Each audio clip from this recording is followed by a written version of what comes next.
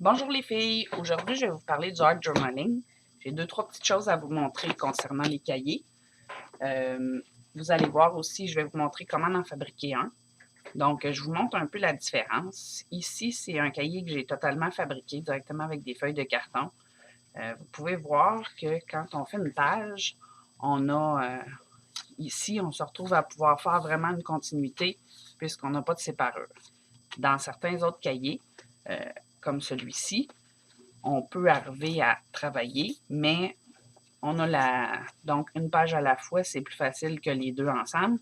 La même chose pour un cahier un petit peu plus grand. Donc ici, on parle d'un 7 pouces par 10 pouces. C'est la même chose aussi avec le...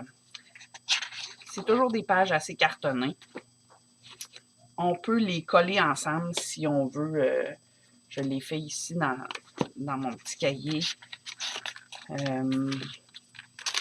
Quand on veut solidifier, on colle deux pages ensemble. Ça nous permet que ça passe pas à travers. Puis, par contre, si on sait qu'on n'appliquera pas beaucoup de peinture ou de push qui va être humide, on n'est pas nécessairement obligé de le faire. On a le dernier qui est le Creative Journal de Diane Reevely. C'est une belle grandeur de 11 par 9 qui est vraiment fait. Ici, on a la pochette. Et c'est comme je vous parlais tantôt, on a vraiment un suivi fini si on veut utiliser toute la page complète. Donc, c'est vraiment à vous de découvrir le style que vous allez prendre, soit en commençant par des petites pages, soit en allant avec des grosses pages. Moi, j'ai celui-ci que je vais travailler et celui-ci que j'utilise présentement pour découvrir mes petites techniques. Puis, celui-là que je vous ai montré à fabriquer, je vais avoir une série d'environ une trentaine de techniques à découvrir. Donc, ce que je veux faire, c'est vraiment arriver à faire une technique par page en incluant en bas la description. Comme ça, c'est un petit rappel quand je vais aller fouiller. Là, je trouve qu'on apprend tellement de choses, que ce soit sur le net, dans les livres. Moi, je suis une fanatique de revues.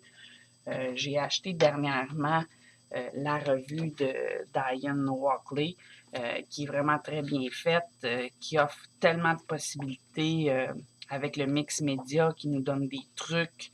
Donc, j'ai envie de partager ça avec vous parce que je sais qu'il y en a beaucoup qui parlent, qui lisent pas l'anglais ou qui écoutent pas l'anglais. Donc, j'en profite pour partager les techniques que j'apprends en anglais et les transcrire en français, dans le fond, pour vous aider à vous faire découvrir cette magnifique passion qui est le mix média et le scrapbooking. Je vous parle pour les premiers outils que vous allez avoir de besoin. Ça va être du gesso. Peu importe la sorte, il y en a qui est un petit peu plus épais, plus lisse. Ça dépend vraiment de ce que vous allez aimer. Moi, je les ai testés. Jusqu'à date, j'ai pas vu beaucoup de différence. Mais je pense que ça, c'est laissé à vous. Je sais qu'il y en a qui est plus dispendieux, d'autres moins. Donc là-dessus, je vous laisse découvrir ça. Moi, j'ai toujours une bouteille d'eau pas loin, un Faber-Castell Big Brush qui est bien le fun. Puis, un pinceau et une carte pour étendre. J'ai pris ma vieille carte de Costco pour étendre le gesso. Donc, ici, je vous montre un peu comment je procède. Moi, j'essaye mes techniques sur différentes. Donc, des fois, des pages pas de gesso, des fois, des pages avec du gesso. Ici, j'ai mélangé le gesso blanc et le gesso noir. Donc, je prépare toujours, quand je fais des pages au gesso, j'en prépare toujours une coupe d'avance. Comme ça, quand j'ai envie de créer, j'ai pas besoin d'attendre que ça sèche. On peut aussi, si on veut le faire à la dernière minute, on peut le chauffer avec le fer embossé pour activer la vitesse. Donc, quand je fais une page au gesso, j'ai vraiment deux techniques. Soit que j'y vais avec ma brosse, donc en trempant ici mon gesso et en allant vraiment. Sauf que ce que j'ai remarqué en le faisant en brosse, je ne sais pas si vous allez pouvoir le voir à la caméra. Ouais. Ici, c'en est une que j'ai testée. Je ne sais pas si vous voyez un peu les rainures du pinceau qui sont vraiment... Et j'en ai une autre que j'ai testée.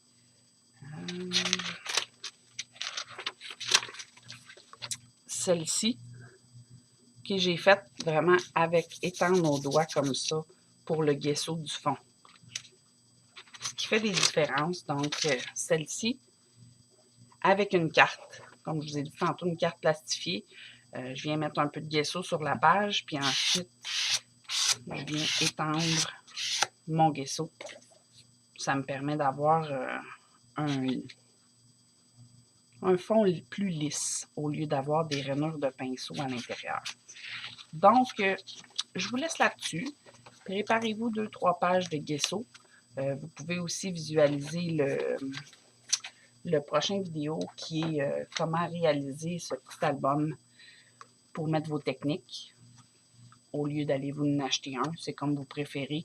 Je sais que moi, j'aime mieux avoir un journal comme celui-ci quand je fais vraiment le art journal final. Mais question technique, je trouve ça le fun de pouvoir avoir une petite référence qui ne coûte pas trop cher. Donc, je vous laisse là-dessus. Procurez-vous votre matériel. Vous pouvez toujours aller sur la boutique Scrapbook Kit. Si jamais vous avez besoin d'autre chose, n'hésitez pas à m'écrire. Parfois, c'est avec les demandes de clients qu'on découvre des nouveaux produits. On est tous là pour s'entraider puis partager cette belle passion. Donc, n'hésitez pas à venir nous voir. Puis, on se revoit dans une prochaine vidéo. Bonne journée!